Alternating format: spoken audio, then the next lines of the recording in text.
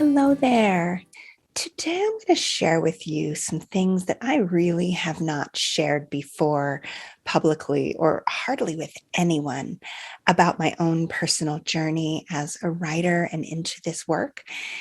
And there's something really poignant about today in particular, October 28th, and this October 28th, that's kind of lovely and uncanny. And this story is going to wrap right around. I promise you, all the loose ends are going to come right back around and relate to you and where you are with your journey and where we are together. So stick with me. And then at the end of my story, I am going to map out what I'm calling the writer's journey. And I'm going to show you what a typical writer's journey looks like and how the story I just told you basically hits these beats. And then watch, because I'm going to share with you also a download of it. So I want you to think about where you are in your own journey right now. I would love it if you would leave a comment at the end, put a comment on the video, and let's have a conversation about where you are in your journey, what your struggles are in this moment. I would love to hear from you and have the community kind of come together and share our similarities. So some of this I've shared before, so I'll be brief, but I want to kind of start at the beginning of my journey where I think I mentioned you and I are kind of alike, I suspect. So I started out in 2007 with this nudge out of nowhere that I should be doing some writing. I wasn't a writer, like it wasn't my thing. And so I decided to just circle a date on my calendar when I'm going to sit down and I will see if there's anything there. And if there isn't, then I will move on with my life. So the day rolls around, I sit down at the appointed hour and thoughts start flowing onto my notebook. Fast and furious, I'm writing. And in the middle of it, I got a phone call. And that's when I got the news that my dad had passed away in that moment. And when I looked at the notebook, everything on the page was about my parents and their love for us and what they taught us in their faith. And anyway, I didn't think more about writing, of course. I just went to my mom's house and we gathered as a family. And then over the coming days, I came to understand that that nudge was preparing me because my mom and I were going to write their story together. And so we did. And the clouds lifted, and it was a wonderful experience writing that with my mom. Of course, I thought it was going to be a quick little family history. I'll crank it out in a couple of months. I say that because you might want to be patient with yourself. Your story may take you longer than you think it should. It usually does. So anyway, I finished my first draft. I was all excited about it because, hey, I have a first draft of a book. And I had my writing group read it. And they were like, oh, sweetie, there's a story in here somewhere. Actually, they were really kind, but the truth was I had written a series of life lessons that were thematically organized. And I'd used some vignettes, but it lacked an arc. And so I went back to the drawing board and I went back to school. Not literally school, but read everything I could get my hands on. It's my nature to do a deep dive when I'm interested in something. So I read everything I could about the craft of writing, about story arc, about the hero's journey, about how Hollywood screenwriters map out a beat sheet, and how stories naturally hit important moments. I started to get really lit up about this idea that true life stories would naturally hit the beats. I got really excited about this work and I deconstructed my book, my entire book. I literally cut it up into pieces and made a storyboard on the floor. I looked at this for months while I put it back together. And when I was done, I had a narrative that read like a novel, and it was a love story, and it was an epic family business saga, and it worked. I received a lot of great feedback from family members and people who said that my parents' story had touched their hearts. And one that stood out was I got a text from my nephew. He was a teenager, like 19 probably. And he was a construction worker, tough kid, tattoos, And he texted me and he said, I loved the book. And when I read it, it made me proud to be an Anderson. And that's why we do this, right? We're writing not for the world, not for the New York Times, not to sell 1 million copies. We're writing for our own families so that the young people in our lives will know who they are and what their purpose is and what their place is in this world and who they're meant to become. We can inspire them with our values. That's the power of story. It adds light in the world. And this thing that had just started with a notebook grew into something more. And people started to ask me if I would be interested in helping them with their stories. And so I did. I took a project on for a client and I just kept going.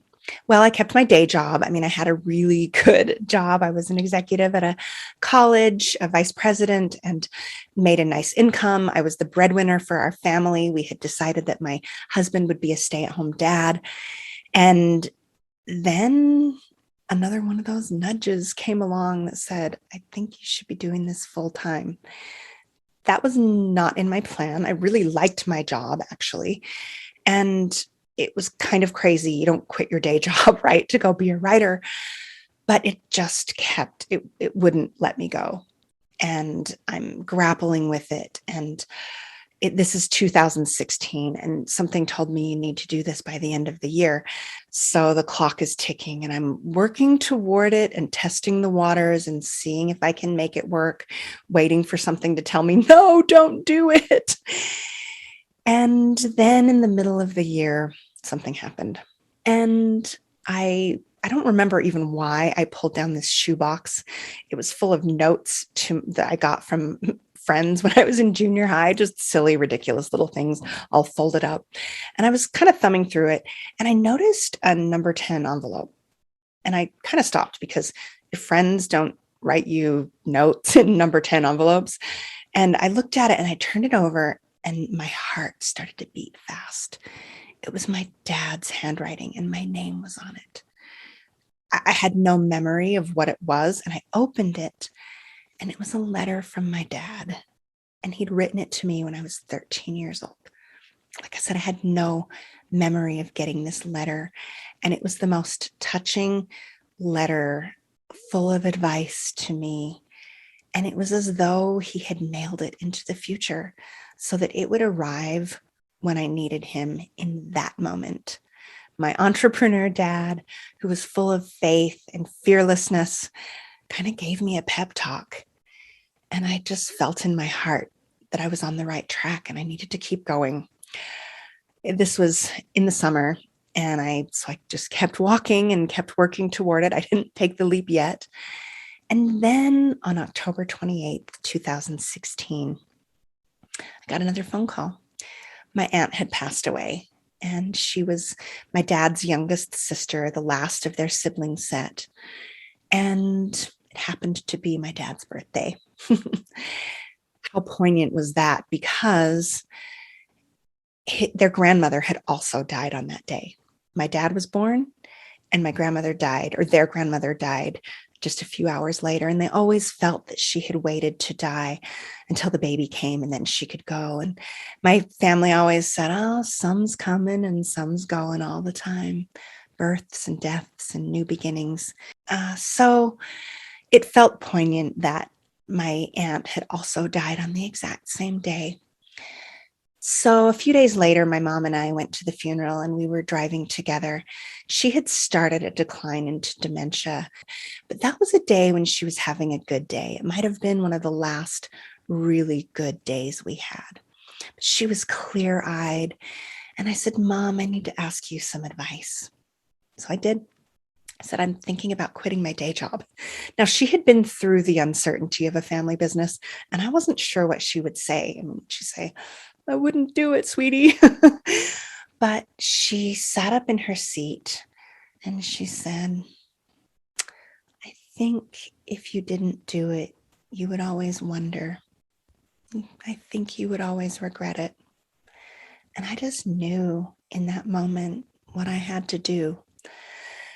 So I took a deep breath. That was a Friday, I think. And on the following Monday, I talked to my boss and I gave her my notice. And I finished my day job before the end of the year. And I started this business full time. And it has been an incredible journey. I get to work on the neatest projects. I get to hear people's oral history and witness the things that are the most profound experiences they've ever had in their lives. Sometimes something they have never shared before. And I get to hear that. That is sacred ground. And I know the power of this work, and I see my clients and my students changing and growing right before their eyes. It's the most incredible thing. I didn't know it when I started, and I didn't even really know it when I started this business. The transformational power of writing your own story. I knew it brought families together, but I didn't realize that when you see yourself as the hero in your own story, you have the power to envision new endings. You have the power to write the ending. You have the power to become the hero you've always meant to be. And I see people making changes, and I see them making amends and processing the narratives of their lives. It's the most magical, incredible work I can imagine. So then I started teaching, and I've taken classes on becoming a master teacher. So now fast forward, it's 2021. We've been through the pandemic. And all summer, Rachel and I have been working on putting together kind of a new model for teaching. So we've been working on this model and getting ready. We were going to launch it in early October. And then I went on vacation in September and we pushed it back a little bit. We're slated to start around October 11th. And I got COVID. And we knew we needed to start this before the end of the year because we have students who want to finish stories for their families for Christmas. But I didn't know if we could because I'm sick. So there I am, lying in bed. I'm not feeling great. I had a bad dream about I just can't seem to get it together. You have those dreams, right? And I'm just feeling frustrated. And I had a moment where I just meditated and breathed deeply and cleared my mind. And I prayed, and then I let go. Said, I've done my best for now. I don't think it's enough. Maybe I should just tell everybody I'll see you in January and just kind of shut things down for now. And that's where I was. I just said, I give it over to you. Whatever will be. I can't fight anymore. And I loosened my death grip. And then I had this dream, and I'll be brief about it, but the point is you were in it. I made a pancake dinner for you, my students, and you all came over and we had the best time. We kept it simple. And then we went out in the backyard and we had a talent show, and you all shared your talents with me. And it was amazing. And I woke up and I rallied and said, all right, if I get well enough, we're going to do this and we'll kick some things off. And I ended up looking at the calendar and saying, all right, we're looking at October 28th. I wanted to start it on our Thursday tutorial, start this sequence of things I wanted to teach. So that leads us to this week. And over the weekend, I got another phone call. My aunt had passed away, the very last one of their generation. And it was poignant thinking about the family. And then I thought, okay, I'm going to have a funeral to work with this week. It's going to be tight. Don't know if we'll pull it off or not, but I'm going to give it my best. We'll still keep trying for Thursday. And then I also got a phone call. Oh, the funeral is going to be on Thursday, October 28th, the date that I had scheduled for this, but also my dad's birthday, the date my dad's youngest sister died, the day he was born, the day their grandma died. Births and deaths and new beginnings. And I thought, well, let's do it, right? Let's do it all. So here we are. And now I want to shift gears and walk through the artist's journey with you. And again, I want you to think about your own process and where you are. And remember, one of the most powerful things you can know is that you are the hero in your own story. So now let's map out the writer's journey. Okay, so here we have my storyboard. This was based on the method that I learned from the way that Hollywood screenwriters map a beat sheet, but this is simplified. It's put in language of writing true life stories. It's a traditional 3-act structure with a beginning, a middle, and an end. I call it Act 1, setup. Act 2 is action. Act 3 is resolution. Right at the top, I put the name or the working title, and I'm calling this one The Writer's Journey. We have a theme called Writing Will Change You. Okay, so here I have sticky notes placed over the beats so that you can handwrite in your own story. And now we're going to go through it beat by beat. Okay, here we have beat number 1, the hero before. You're going along thinking life is fine. You don't see that a change is needed. This was me before I got that nudge that I needed to start writing. Beat number 2, that's what it's all about. This is where you state your theme. So a theme is developing in your life. You have something to say, whether you realize it or not. Beat number 4, we have a problem. Every story needs a central conflict or a central problem. So one day, bam, you get hit with this problem. A change has happened and you feel a call to write. At first you brush it off. Me? No. I'm not a good writer. Get somebody else. Okay, beat number 4, stay or go. You have a choice to make.